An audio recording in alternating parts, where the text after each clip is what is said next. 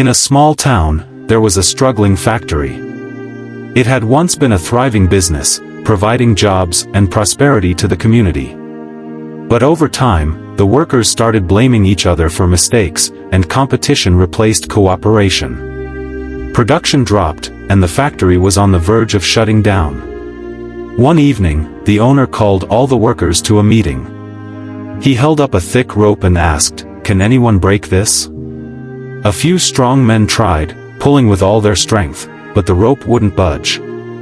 Then the owner took out a knife and cut the rope apart, revealing that it was made of hundreds of tiny threads twisted together. "This rope is strong because the threads stick together," he said. "But if we let small things divide us, we will break apart like these threads." His words struck deep. The next day, the workers changed their approach. Instead of pointing fingers, they started helping each other. If one person struggled, others stepped in. The factory became efficient again, and soon, business flourished. Their town was saved, not because of one strong person, but because they stood together, like the unbreakable rope. This story